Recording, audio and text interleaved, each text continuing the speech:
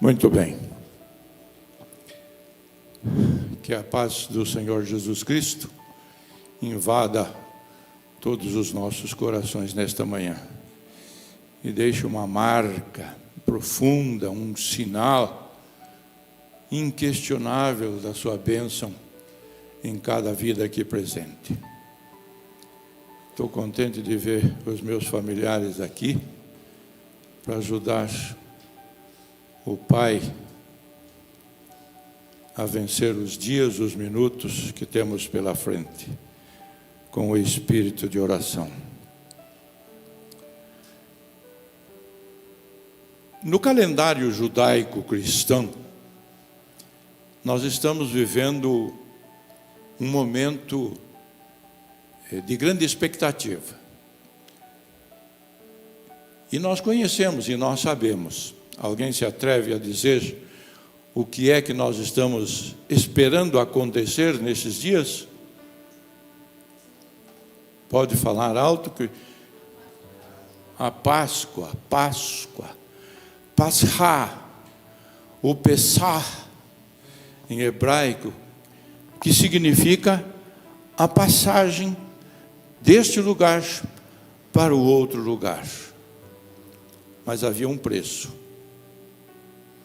O preço não se pagava na bilheteria. O preço não se recolhia em qualquer instituição financeira. O preço era o reconhecimento da providência de Deus em resgatar, em salvar o homem. Agora está melhor, né? Agora estamos num ângulo aí que podem contemplar o ancião. Então, a propósito disto, nós vamos ler no Evangelho de Mateus, capítulo 16, isto é, capítulo 26, do versículo 17 até ao 30. É um relato histórico, mas também esse relato histórico tem a presença, a influência, a inspiração de Deus. Mateus 26, 17 começa assim, na minha tradução. E no primeiro dia da festa dos pães asmos, chegaram os discípulos junto de Jesus, dizendo: onde queres que preparemos a comida da Páscoa? E ele disse: ide à cidade, a um certo homem, e dizei-lhe: o mestre diz, o meu tempo está próximo, em tua casa celebrarei a Páscoa com os meus discípulos. E os discípulos fizeram como Jesus lhes ordenara, e prepararam a Páscoa. E chegada a tarde, assentou-se à mesa com os 12. E enquanto eles comiam, disse, isto é, Jesus: em verdade vos digo que um de vós me há de trair. E eles, entristecendo-se muito, começaram um por um a dizer-lhe: porventura sou eu, Senhor? E ele respondendo disse: o que mete comigo a mão no prato, esse me há de trair. Em verdade, o Filho do Homem vai, como acerca dele está escrito, mas ai daquele homem por quem o Filho do Homem é traído. Bom seria para esse homem se não houvera nascido. E respondendo Judas, o que o traía, disse: porventura sou eu, Rabi? E ele disse: tu o disseste. Enquanto comiam, Jesus tomou o pão e, abençoando-o, o partiu e o deu aos discípulos e disse: tomai, comei, isto é o meu corpo. E tomando o cálice e dando graças, deu-lhe dizendo: bebei dele todos, porque isto é o meu sangue, o sangue do Novo Testamento. Numa outra tradução diz: é o sangue da nova aliança, que é derramado por muitos para a remissão dos pecados. E digo-vos que desde agora não beberei deste fruto da vide, até aquele dia em que eu beba de novo convosco no reino de meu Pai. E tendo cantado um hino, saíram para o Monte das Oliveiras. Há uma outra tradução que se refere assim, neste versículo 30. E tendo cantado o hino, saíram para o Monte das Oliveiras. Senhor nosso Deus, nós lemos um trecho físico da Tua palavra, mas nós queremos que o Teu Espírito Santo cele isto no nosso espírito, na nossa alma, na sede da Tua presença, e guardemos esta mensagem, que ela se torne um impulso para a nossa vida diária, nossa vida cristã diária. Que nós nos lembremos do sacrifício do Senhor Jesus Cristo e da sua promessa de um dia voltar e banquetear conosco na presença dele mesmo, não nesta terra cheia de maldades, mas no novo céu e na nova terra com a sua presença, em que não há limitação do regozijo de nossa alma com Jesus Cristo e por Jesus Cristo. Fala conosco, bendito Deus, nós viemos aqui para te ouvir. Os hinos que já foram cantados, a presença dos nossos irmãos, já nos impulsionam a sentir que Tu estás conosco ministrando este culto. E que agora a palavra não seja deste Teu servo, mas seja a Tua palavra usando este Teu servo. Nós rogamos em nome de Jesus Cristo. Amém. Amém? Há um destaque nessa leitura que acabamos de fazer. Alguém pode se atrever ao destaque deste trecho de Mateus 26, 17 a 30? Um destaque que mexe conosco. E eu vou falar um pouco sobre esse destaque, e que é vital para nós. Sem esse elemento nós não temos condições de sobreviver fisicamente. E sem esse elemento, na linguagem espiritual, não temos direito também de receber a justificação, a salvação, o perdão para os nossos pecados. Este elemento, obviamente, todos já sabem, é o sangue. Eu fui fazer uma pesquisa a respeito do sangue. Por que é que nós falamos tanto em sangue? Por que os judeus também tiveram um destaque na história do advento do cristianismo a respeito do sangue, do cordeiro que derramou o seu sangue, o sangue que foi passado nos umbrais das portas das casas dos israelitas, e ainda até nos nossos dias é um fato que sucede à história, que se repete a respeito do sangue do Senhor Jesus Cristo. Em momentos de aflição espiritual, nós clamamos por quem? O sangue de Jesus Cristo tem poder. Nas nossas orações, e nas nossas orações intercessórias, e mais especificamente, quando nós nos deparamos no exercício da oração em favor de pessoas tomadas pelo Satanás, nós só conseguimos vencer usando repetitivamente a palavra ao sangue de Jesus.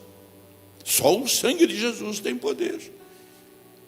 Em situações extremas de enfermidade, de agito emocional, só o sangue de Jesus Cristo tem poder.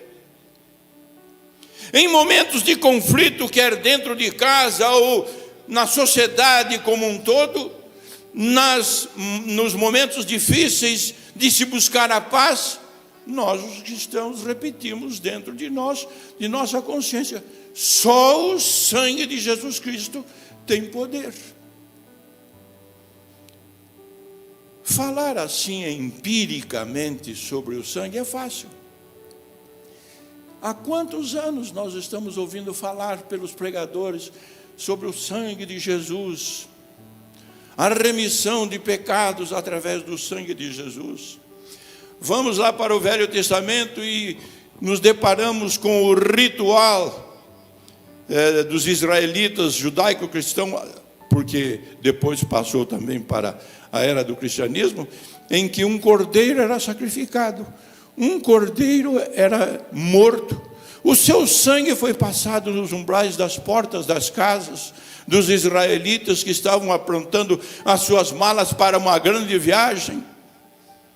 Nos nossos dias também, na era do cristianismo, continua o sangue tendo esse valor importante, não de um cordeiro, mas daquele que se fez cordeiro, daquele que continua sendo cordeiro. Por quê? Porque o cordeiro morreu em favor de nossas transgressões, de nossa maldade, de nosso erro, dos nossos pecados, da nossa falta de visão, do nosso coração duro.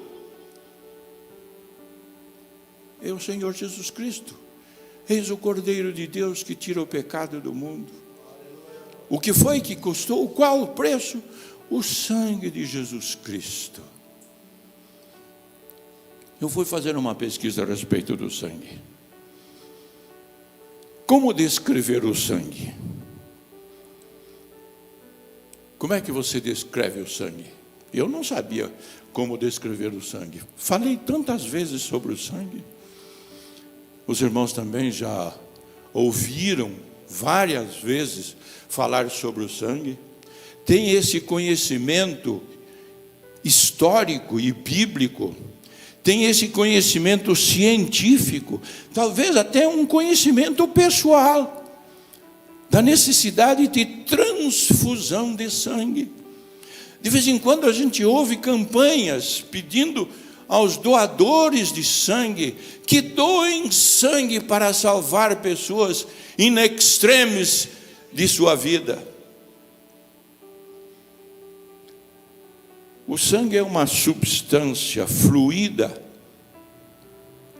que possui funções fundamentais para o bom funcionamento do organismo, já que é formado por água, enzimas, proteínas, sais minerais e células como hemácias, plaquetas e leucócitos, que são as células responsáveis pela função do sangue, como defesa do organismo, transporte de gases e nutrientes.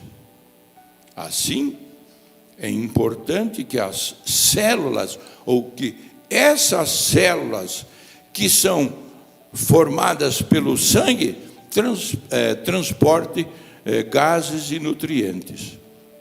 E é assim, a importância é de que ele esteja circulando dinamicamente e com uma certa rapidez em todo o nosso corpo.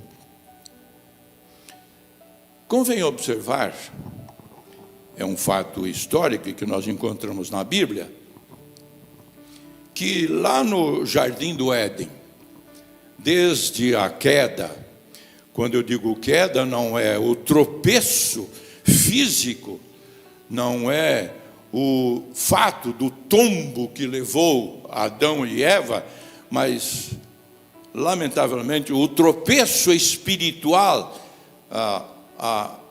o fato de ter afetado a sua imagem que carregava dentro de si da pessoa do seu Criador, deturpando o homem.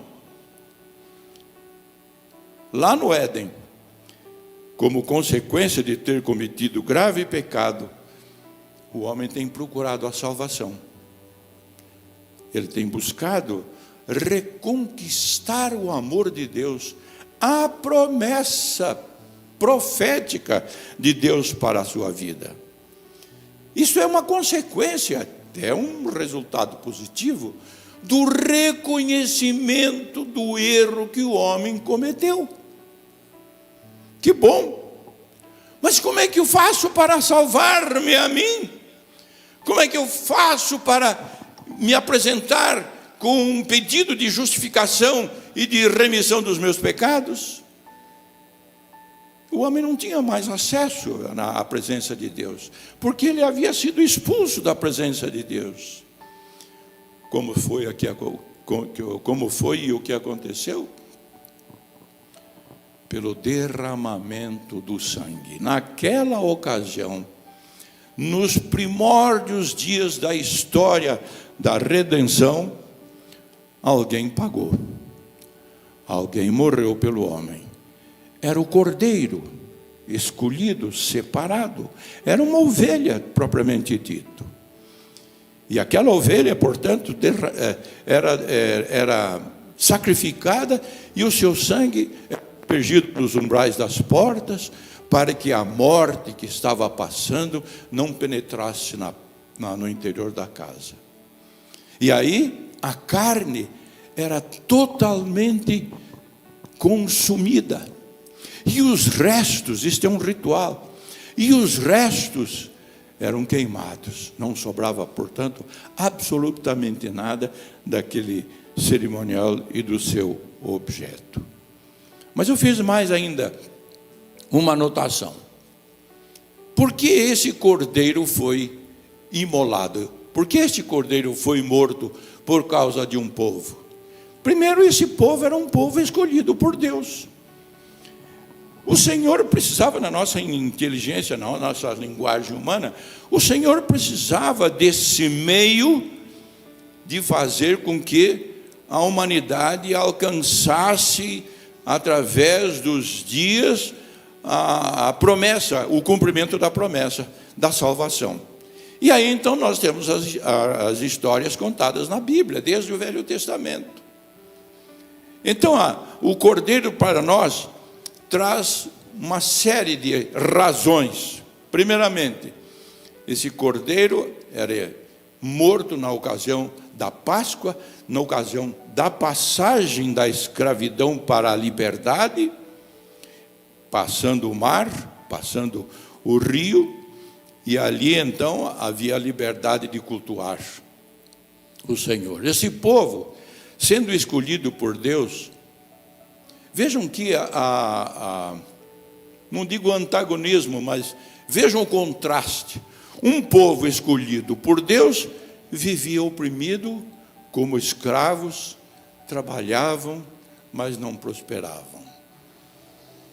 Será que Deus se alegrava com isso? Claro que não. E essa conduta e esse resultado não foi uma imposição divina, foi uma consequência da escolha do homem. E aí o povo passou nessa expressão de escravidão a viver sem vontade própria, a obedecer à autoridade ocasional quando eles estivessem em pleno marcha pelo deserto, sem esperança de liberdade. Era um povo que pertencia ao governo do país onde eles se estabeleciam, sem perspectiva de conforto na vida pessoal e familiar, enfim, sem poder adorar ao verdadeiro Deus Criador, sem poder cultuar e ter comunhão com Deus. Possuía um desejo de libertação? Sim. Como? Através de um líder. Esse líder foi Moisés, esse povo teve a coragem, pela palavra, pela liderança, pelo gesto de ordenar, teve a oportunidade da sua libertação. Mas aí então começa a entrar, e a gente encontra lá no livro de Êxodo capítulo 12, versículos 1 a 14, o início deste ritual.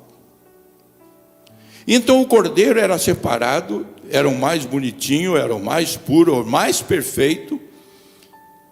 Falando comercialmente, seria o cordeiro que daria um bom resultado pecuniário se ele fosse vendido, ou mesmo até se ele fosse morto para qualquer outra razão familiar. Não, aquele cordeiro tinha uma consagração especial. Através daquele cordeiro tinha todo um simbolismo para a vida espiritual. E esse sangue aspergido nos umbrais significava a proibição da entrada da morte. Este sangue nas nossas vidas, simbolicamente, a porta é um lugar de destaque porque é o lugar da entrada. Este sangue atualmente nas nossas vidas, a porta de entrada é o nosso entendimento, é a nossa compreensão, é a nossa razão de reconhecer o nosso estado de miserabilidade e de dependência. Alguém tem que fazer alguma coisa, e esse alguém é o Senhor Jesus Cristo. Por isso que Jesus Cristo comemorava a Páscoa. E comemorava a Páscoa com os seus discípulos. E comemorava a Páscoa dentro do ritual dos judeus. Mas chegou um ponto no final do ministério terreno do Senhor Jesus Cristo, e ele dá todas as dicas, conforme nós lemos no Evangelho de Mateus, para comemorar e inaugurar um novo ato, um novo cerimonial. Agora não voltado para os aspectos, para os elementos materiais que compõem a celebração da ceia, mas uma comemoração consciente, inteligente, não é só apenas emocional, inteligente, uma análise. E o Senhor Jesus Cristo transforma, aproveita aquele episódio da Páscoa para fazer com que eles pensassem na pessoa do Senhor Jesus Cristo. E Jesus Cristo foi, afinal de contas, a razão do Pessah, a razão do passar, a razão da saída da vida pecaminosa para uma vida de salvação, de uma vida reticente para uma vida com uma exclamação, uma vida de afirmação. E então no cristianismo o cordeiro é um símbolo que faz menção ao próprio Jesus Cristo. Os cristãos entendem que Jesus se sacrificou para salvar a humanidade, e é verdade, é um gesto voluntário. É voluntário, mas é consciente de que alguém precisava fazer o que o Senhor Jesus Cristo fez. E é por isso que nós encontramos a referência do evangelista João, no capítulo 1, versículo 29, quando ele aponta: eis o Cordeiro de Deus, que tira o pecado do mundo. João não tinha visto o Senhor Jesus Cristo, nem conhecia o ministério do Senhor Jesus Cristo, nem era tampouco o grau de parentesco que fazia com que houvesse uma vibração emocional entre João e Jesus Cristo, mas era a vibração espiritual que fazia com que João reconhecesse a superioridade de quem haveria de morrer pelos nossos pecados. Mas há um outro elemento ainda.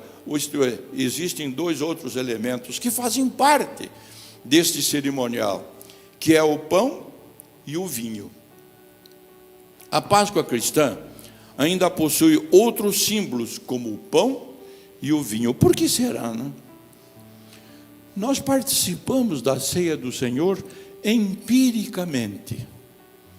Empiricamente. Quando a gente fala essa palavra empiricamente, é um conhecimento superficial, é um conhecimento de informação que nos foi passada nós não paramos para analisar o contexto, nem antes para saber a causa, quais são os elementos que constituem naquele fato, e simplesmente a gente aceita, acredita e comemora. Nós, entretanto, temos um conhecimento mais profundo nas raízes da história.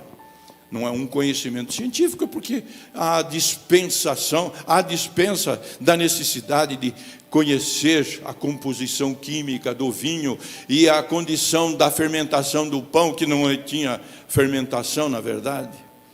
Então, pão e vinho na Páscoa cristã ainda possui outros símbolos, como o pão e o vinho, que representam o corpo e o sangue de Jesus Cristo.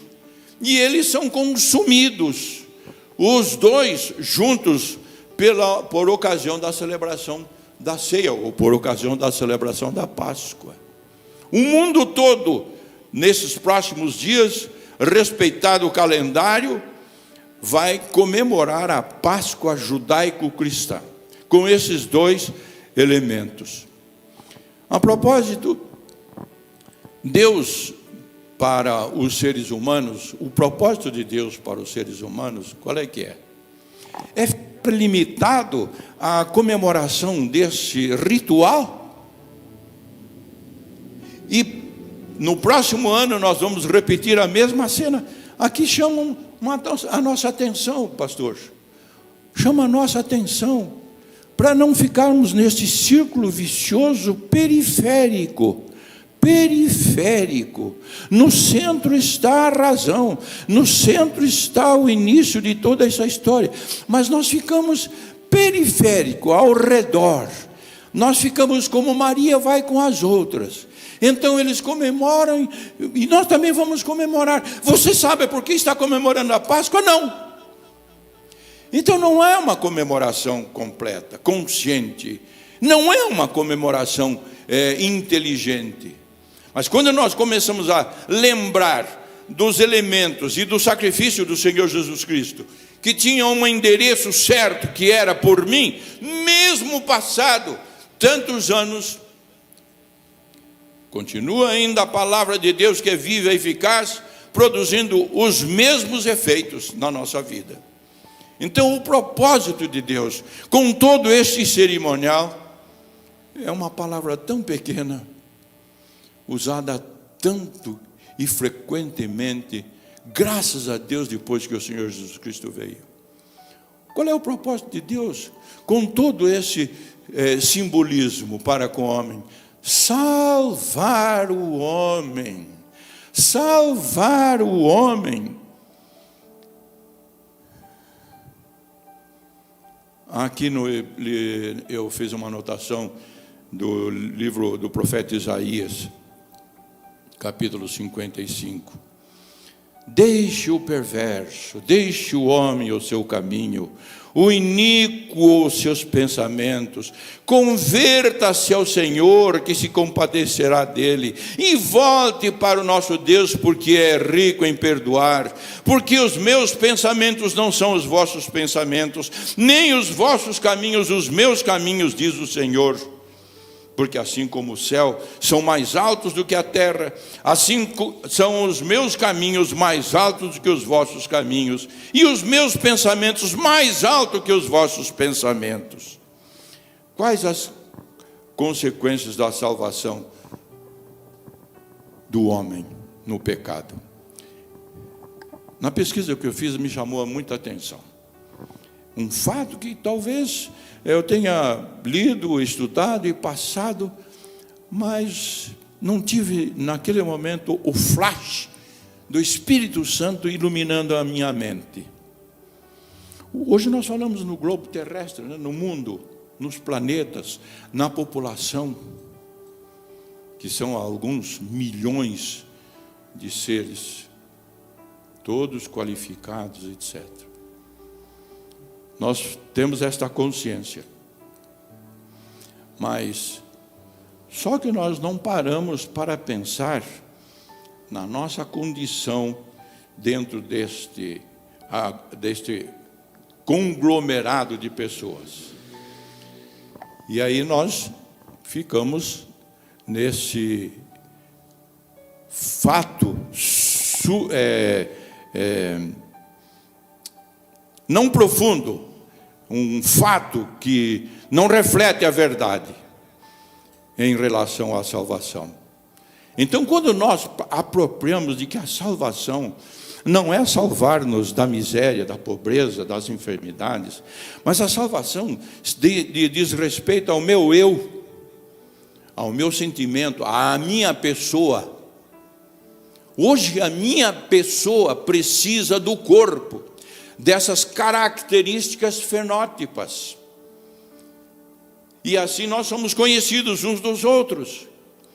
Entretanto, a minha pessoa intrínseca, em que os outros não podem conhecer, porque não tem o elemento que permite saber da minha identidade, da minha fisionomia, que é a minha alma, essa o Senhor conhece.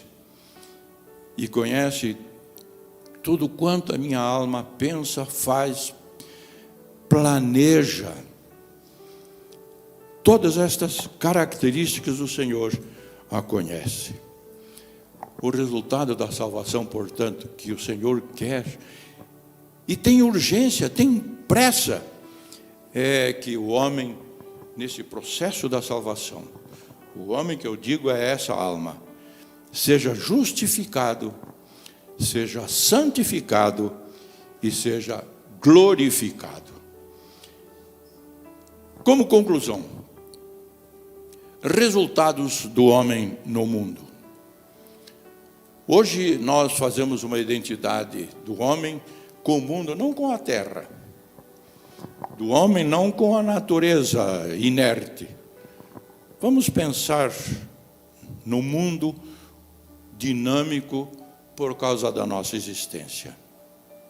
Cada um de nós aqui tem uma experiência, formado, tem uma linhagem anterior, tem os seus pensamentos, cada um de nós aqui tem os seus ideais, e o mundo é formado assim. A dinâmica do mundo é resultado do meu eu. Então o mundo não é morto porque eu faço parte dessa natureza. Agora, o que acontece? Pensem numa família em que o pai e a mãe pregam, vivem os parâmetros dentro dos parâmetros da moralidade. Mas tem alguém que não é filiado, que não é obediente e que extrapola. Aquilo causa uma tristeza para a família e às vezes até vergonha. Mas quando aquele desviado reconcilia, reconhece, fortalece a família, econômica, materialmente, não, fortalece a família no sentido moral. Oh, que bom, agora nós podemos falar para todos que nós pertencemos à família tal, etc. Nós temos uma participação muito estreita e dinâmica com o mundo. Eu li um comentário a propósito dessa lição, que o mundo humano, eu diria, o mundo moral, a dinâmica comportamental do mundo é resultado do homem, da participação do homem. Pare um pouco depois e comece a pensar. Nos países onde a influência do Evangelho é maior, como é o modus vivendi daquele pessoal? Agora, ao mesmo tempo, procurem vasculhar no mapa mundi países onde o paganismo impera, como é que é o comportamento social daquele, socioeconômico inclusive, e político também daquele pessoal daquela parte. Há bastante diferença, há bastante discrepância. Então nós somos os responsáveis, nós somos os responsáveis pelo futuro do amanhã do nosso planeta, da nossa sociedade. Se todos fôssemos salvos, sem dúvida, esta terra seria o prenúncio do céu. Mas, lamentavelmente, aquilo que o Senhor Jesus Cristo disse é uma verdade. No mundo tereis aflição. vocês vençam o mundo, porque eu venci o mundo. Ainda há outra expressão: no mundo jaz o maligno, isto é, o maligno existe, o maligno opera no mundo. Nós temos essa consciência. Por isso que a salvação é um fato desejado por Deus, insistido por Deus, indo ao extremo do sacrifício do Senhor Jesus Cristo, simplesmente por causa desta trilogia que se chama justificação, santificação e glorificação do homem. Eu quero terminar voltando para a ceia do Senhor. Nós somos dependentes da didática. Nós temos dificuldade de entender pela nossa inteligência e pela nossa mente alguns resultados, até matemáticos, até aritméticos. Lembram-se quando perguntavam para vocês 2 mais 2 o que é? A gente ia 1, 2, 3, 4. Então o resultado da salvação é a mesma coisa. Nós começamos a analisar, vejam o que a Bíblia prega, a Bíblia ensina, a Bíblia registra, a conduta a respeito do homem, a conduta a respeito do caminho, a conduta a respeito do que é a vontade do Senhor Jesus Cristo. A decisão final é do homem. O mundo é assim, é a consequência da vontade do homem, da decisão do homem. Volto a afirmar aquilo que eu pesquisei. O mundo é hoje o resultado da escolha do homem. Se todos escolhessem a salvação. Se todos escolhessem viver sob o ensino, a autoridade de Jesus Cristo. O mundo seria outro, não seria? Se todos nós tivéssemos o dom de perdoar. Se todos nós fôssemos ansiosos, fôssemos, na linguagem da nossa cozinha, fôssemos loucos pela evangelização do mundo, o mundo seria diferente. O mundo é resultado da nossa vida, da nossa conduta, daquilo que depositamos dentro de nós. E o que depositamos dentro de nós, ele reage, e reage através do nosso testemunho. Só quem pode mudar o homem não é o outro homem, mas por outro homem. O outro homem é o Senhor Jesus Cristo. E a história tem registrado que aqueles que têm aceitado o Senhor Jesus Cristo têm mudado a sua vida, têm mudado a sua família, têm mudado a sociedade, têm deixado uma interrogação, um desafio para que a humanidade toda se renda ao Senhor e Salvador Jesus Cristo, nosso Salvador e a nossa esperança. Amém?